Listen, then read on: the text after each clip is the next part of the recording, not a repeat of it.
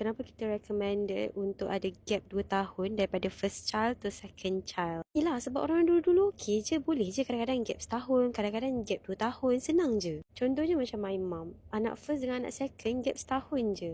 Antara jawapan yang I baca ialah sebab nanti kalau you pregnant, time you dah sarat, anak first you tu dah pandai berjalan, dah pandai berlari apa semua, and then you akan penat sangat nak jaga anak first tu sambil mengandung anak yang kedua. Balik kepada jawapan, orang dulu-dulu senang je, okey je gap setahun. Sebab dulu ada village. There's a saying, it takes a village to raise a child. Can you imagine? Mak I meninggal waktu I umur 4 tahun. And then adik-beradik I ada 6. So ayah I bapak tunggal dengan 6 orang anak. You imagine how hectic that is. Kena kerja, kena jaga anak, kena hantar pengasuh. So how is it possible? Sebab dia ada village. Opah saudara I yang boleh asuhkan anak-anak dia. So I membesar dengan opah saudara I. Dia asuh kita orang sambil ayah I keluar bekerja. And then bila dah masuk sekolah rendah kan, kita orang boleh pergi sekolah and balik sekolah sendiri jalan kaki je. Tak bahaya. Tak ada orang tiba-tiba nak colik tepi jalan, tak ada. I waktu form 3 pun, I pergi Ipoh naik bas dengan kawan I, tak ada masalah. Tak bahaya. Lepas tu jiran depan rumah I pun selalu check on me, selalu macam bagi ni, bagi tu, selalu share makanan.